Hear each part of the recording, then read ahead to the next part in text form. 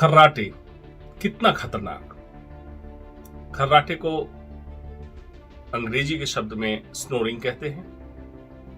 और एक चीज आजकल मेडिकल से जो संबंधित लोग हैं या मेडिकल की समस्या से जूझ रहे हैं वो जानते होंगे, स्लीप एपनिया सिंड्रोम, सोते समय सांस का रुक जाना और फिर बहुत घबराहट से ऐसे इंसान जगते हैं और फिर सांस लेने लगते हैं। कुछ लोग अगर अति गंभीर रूप से इससे ग्रसित हो चुके हैं तो उनको असिस्टेड रेस्पिरेटरी डिवाइस, जिसमें सीपैप बाईपैप जैसी चीजें जो आती है उसका सहारा लेना पड़ रहा है। तो बात आ रही है, क्या खर्राटा means snoring sleep apnoea syndrome से अलग है? इसमें क्या कोई हेल्थ रिस्क नहीं है? खर्राटे में भी रिस्क है और इसको ऐसे समझें कि स्लीप एपनिया सिंड्रोम में एक कड़ी पहले, एक चरण पहले स्नोरिंग है, मतलब खर्राटा। तो होगा क्या, पहले समझना है क्यों होता है।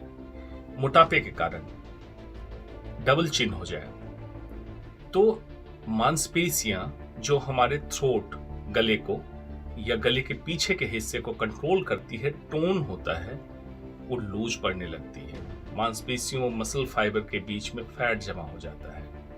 या आप एक्सरसाइज नहीं करते हैं तो मसल्स ढीली पड़ जाती हैं और यही मसल्स रात को जब आप सोते हैं तो लूज होके और पार्शियल ऑब्स्ट्रक्शन, मतलब आंशिक रूप से सांस को फेफड़े तक पहुंचने में अवरोध करता है। उस अवरोध के कारण ये हवा जो क्रॉस कर रही होती है हमारे थ्रोट के कई मसल्स को, कई ऑर्गन को हिलाती है, जिससे खर्राटे की आवाज आती है। ऐसे व्यक्ति को दिन में नींद का आना, एक्सेसिव स्लीपीनेस, खास करके वर्क स्टेशन पे बैठे हों, ड्राइव कर रहे हों, नींद आती हो, इरिटेबिलिटी, थकान।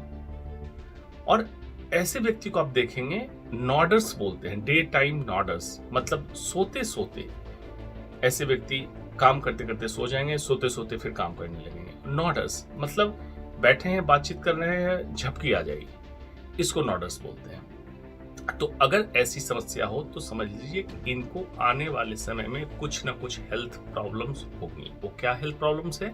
हार्ट में हार्ट डिजीज, एरिथमिया मतलब हृदय गति का इरेगुलर हो जाना, हार्ट फेलियर, हार्ट अटैक और इस तरह की समस्या। रेजिस्टेंट हाइपरटेंशन मतलब ऐसा ब्लड प्रेशर की समस्या जो कंट्रोल ना हो। टाइप 2 डायबिटीज, जिसमें मधुमेह की समस्या कह सकते हैं। इसके बाद स्ट्रोक मतलब ब्रेन में ब्लड का कम पहुंचना जिसके कारण क्षति हो जाना। इस तरह से अनेक समस्या आएगी जो भविष्य में। एक जो समस्या सबसे अननोटिस्ड है वो है डिक्रीज्ड इम्यून रिस्पॉन्स। हमें नींद की जरूरत कई कारणों से है। एक उसमें है साइटोकाइन प्रोडक्शन को पूरी तरह उपलब्ध कराने के लिए, इम्यून सिस्टम को स्ट्रांग बनाने के लिए हमें प्रॉपर नींद चाहिए। अगर ऐसे व्यक्ति की नींद पूरी नहीं होती है तो इम्यूनिटी कॉम्प्रोमाइज होगी और ऐसे व्यक्ति इम्यूनिटी से रिलेटेड प्रॉब्लम को जूझेंगे। खास करके आपने कोविड टाइम में देखा था, या उस तरह के कोई भी इन्फेक्शन के लिए ज्यादा ससेप्टेबल होते हैं। इसलिए बेहतर है कि कुछ व्यायाम, मोटापा कम करना, लाइफस्टाइल को ठीक करना और स्नोरिंग, खर्राटे को दूर करना ही बड़ी बीमारी को आने से रोकने का तरीका है।